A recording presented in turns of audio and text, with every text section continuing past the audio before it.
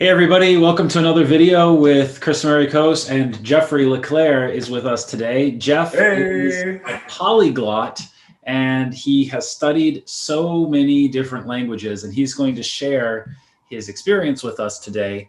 And I think that his experience is going to help everybody who's watching understand how learning languages can be a system or a process. So Jeff, how many languages actually have you studied?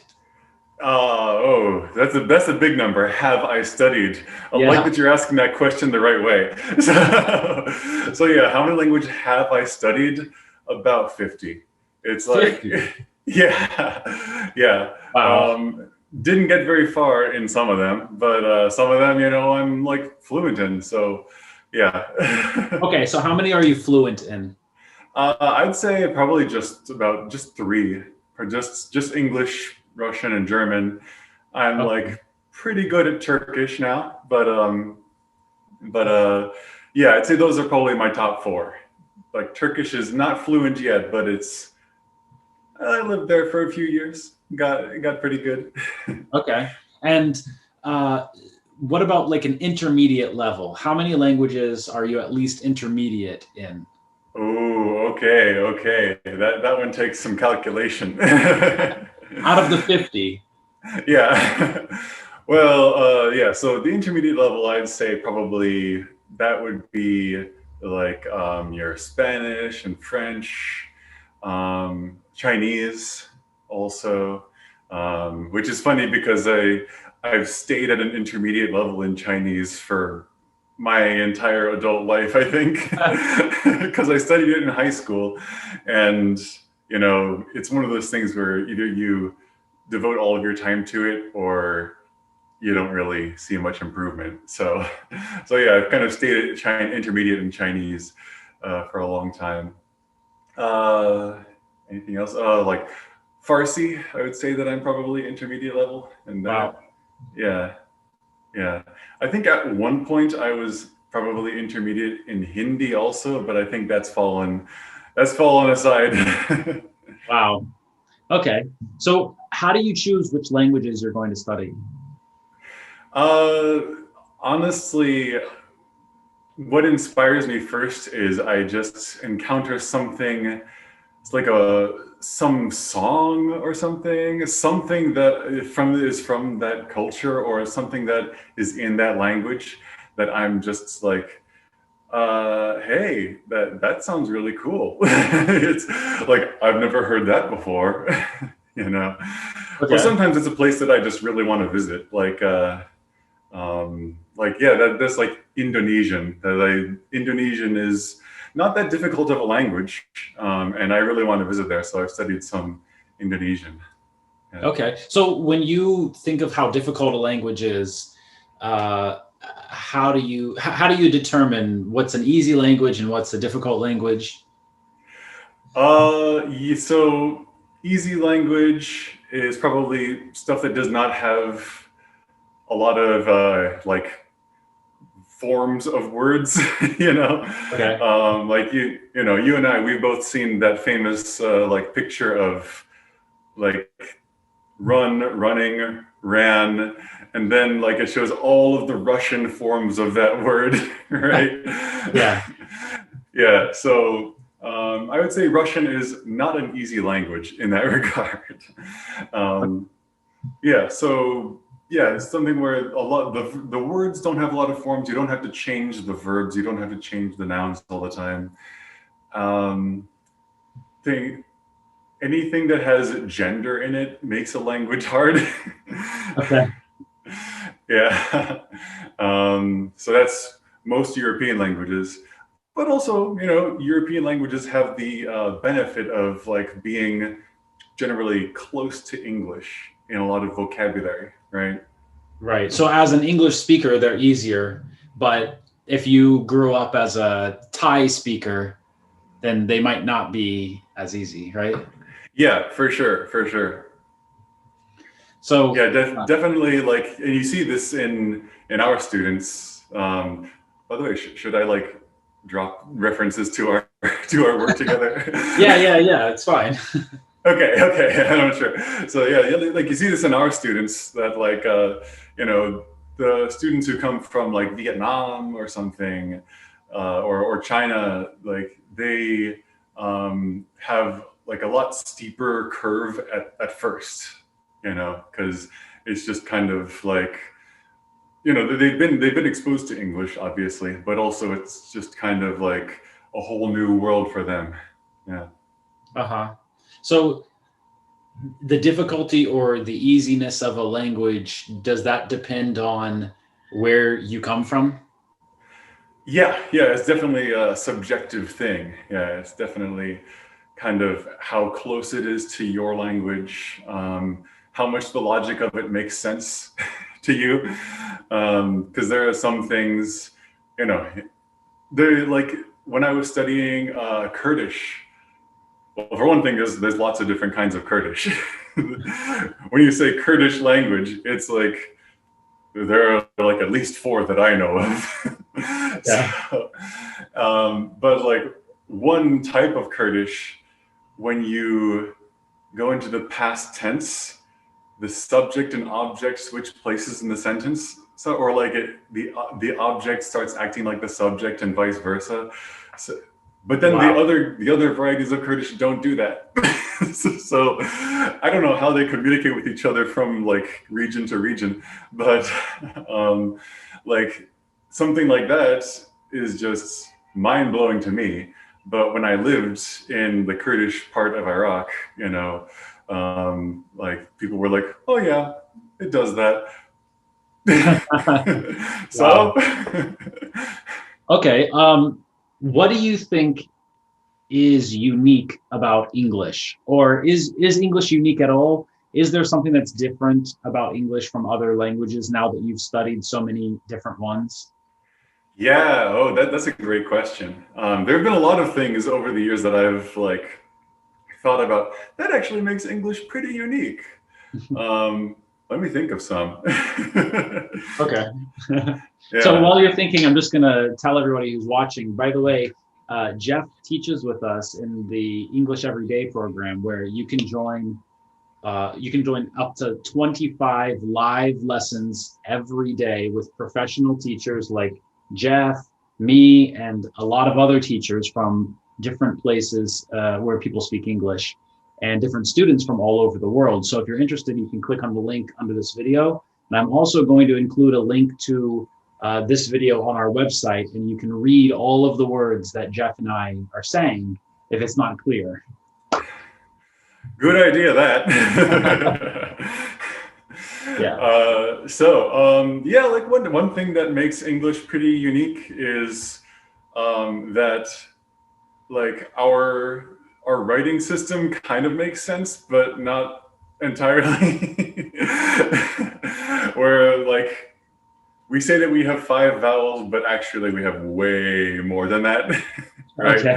Because it's not just A-E-I-O-U. It's also, you know, all the like ow and yeah and all that stuff. All those is a vowel in American English, you know. So, so yeah, like that's something where like other languages try to be mostly phonetic, I think, or they just kind of go like completely off the opposite end, like Chinese, where there's barely a trace of anything phonetic there anymore, you know. So I have another question for you too. How important is accent? You know, in some languages, it seems like accent is this huge thing that's so important. And if you don't, and if you have a certain accent, it's bad. And if you have a different one, it's good. And English, I think, I mean, at least I personally feel like it's not that big of a deal. It's not so important, but a lot of our students believe that it is. So what about in your experience in different languages in the world? What is accent? I definitely agree with you, man. That like accent, it's just kind of the way that your mouth makes the words, right? You know, you and I have a somewhat different accent, not entirely, really, right? We talk to native speakers all over the place who have different accents, and we don't really have any trouble understanding them, or we don't even think any less of them for having Right. an accent, right?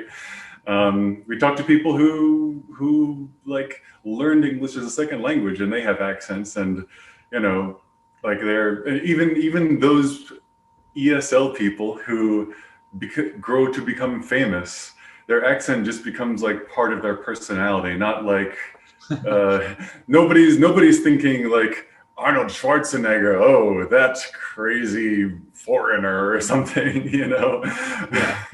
Yeah. Yeah. So I'd say the accent, I agree. It's not important, and it does surprise me because I see so many students come in, and like we ask them like, what stops you from speaking every day, and they say like my accent, and I just want to go, no, don't let your accent hold you back. Yeah. Yeah. But and so what about when you were studying other languages and you lived in other countries? Was accent something that was discussed often in those places, or like you mentioned Kurdish and four different types of Kurdish. There it's even more than an accent, right? It's more of a dialect.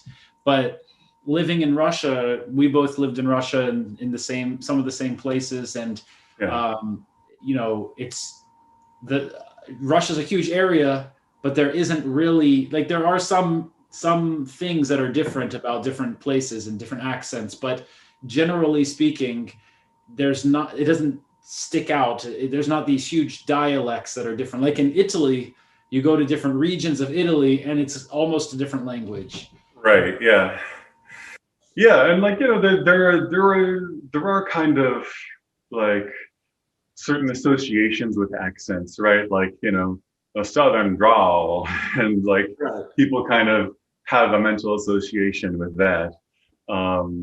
But I don't think that any accent in English has like a stupid connotation or something like that, or like, well, I suppose that maybe the RP accent, the received pronunciation, the British newscaster accent, that's probably the accent where it's like if you speak with that accent, people will think, oh, that guy must be smart.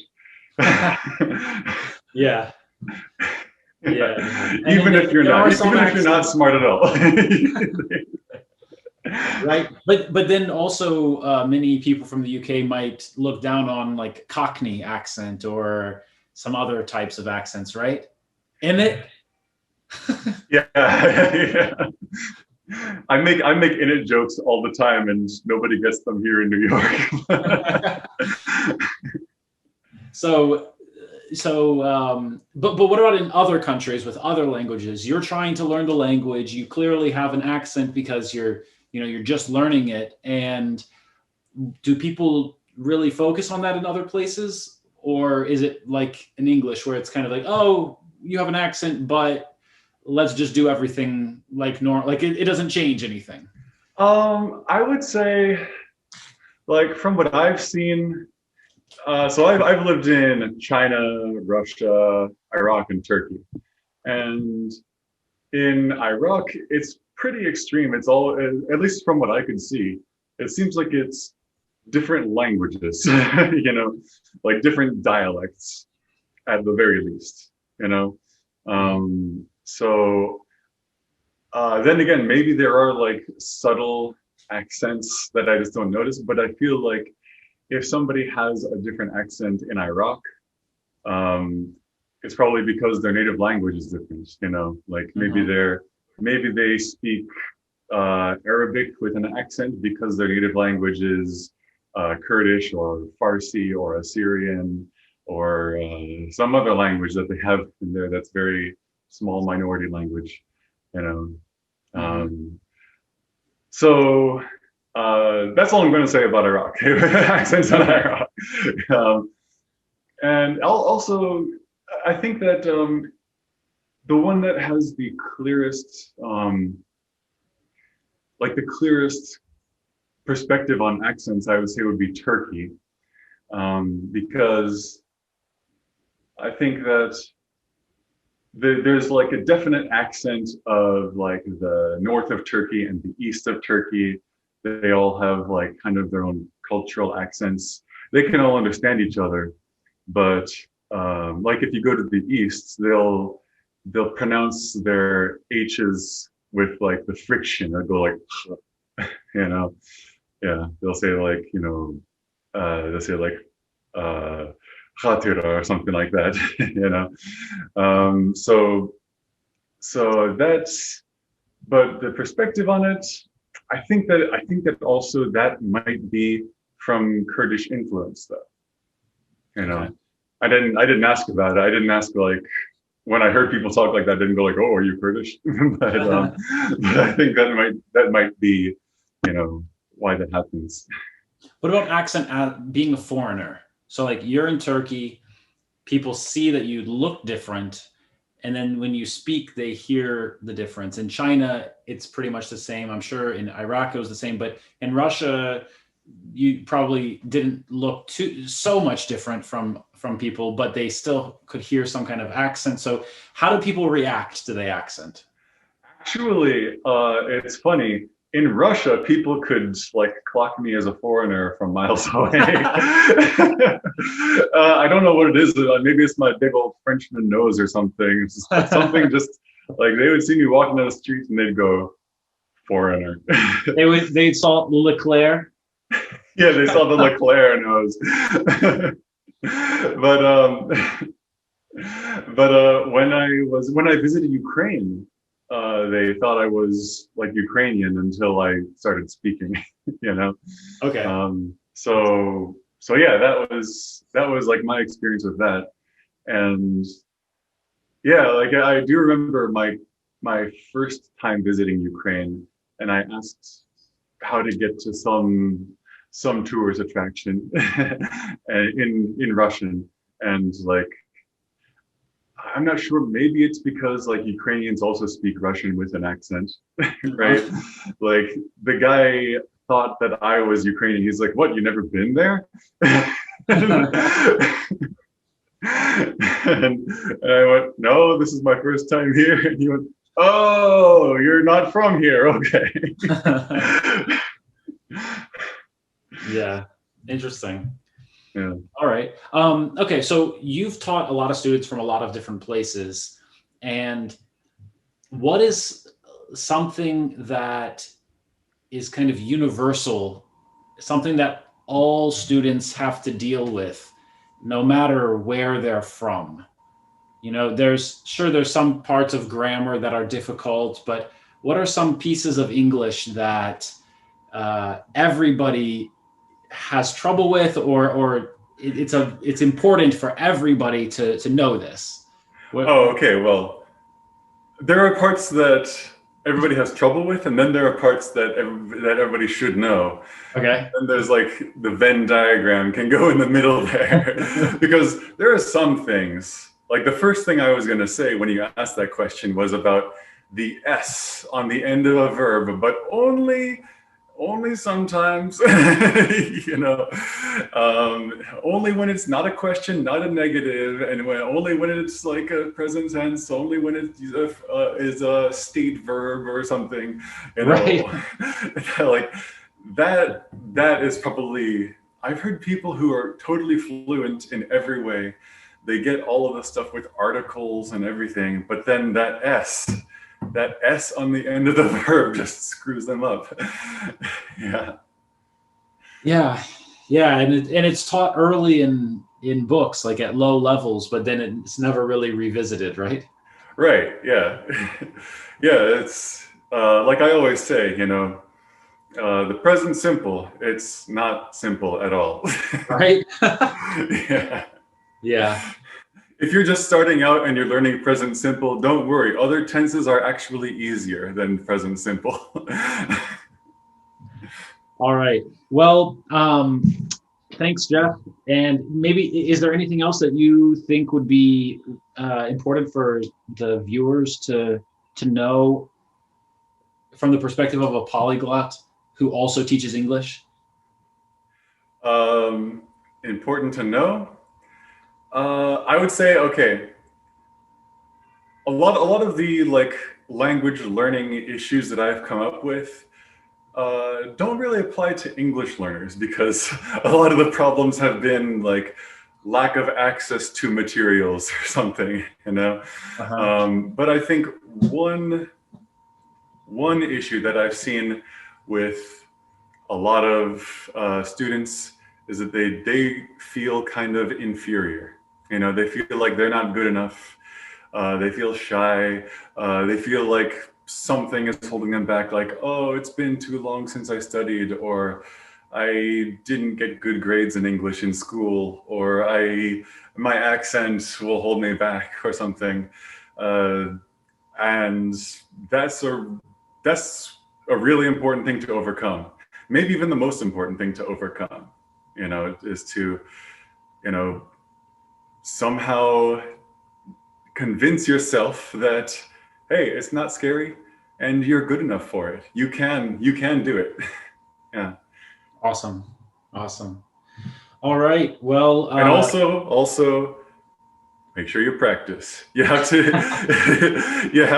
like, as much as you can, make English part of your world, like an embedded part of your world, you know, which shouldn't be too hard for English because English is all over the world now, right? Yeah, definitely. Well, maybe you can tell everyone who's watching this video, thanks for watching in however many languages you can. Yeah. Yeah, okay, well, thanks everybody and goodbye. 谢谢大家，再见。And спасибо вам всем. До свидания. До встречи. Let's see, what else can I say? German. Oh, yeah. Danke sehr und bis später. Bis bald. How about French? Okay. Merci beaucoup. Au revoir. Great. What else? Spanish? Spanish, yeah. Gracias y adios. Awesome. Can you think of any more? I don't want to put you on the spot. Oh, of course I got to do Turkish. Okay, so teşekkürler, görüşürüz. Okay, great. All right, man. Well, thanks a lot for taking the time to have this talk, and I think everyone will find it really interesting. Again, everybody who's watching, if you want to join lessons with me, with Jeff, and other native-speaking teachers, we have 25 live lessons where you can speak with us like this, face-to-face, and you can join all of them. 25 lessons every day, not every month, every day, and you can join all of them. So just click on the link under this video, and we hope to see you at the next lesson. Just make sure you leave time to sleep while you're coming to these lessons. That's important, yeah. All right, thanks a lot. Thanks, Jeff. Thanks for everybody watching, and see you, everybody. All right, thanks, Chris.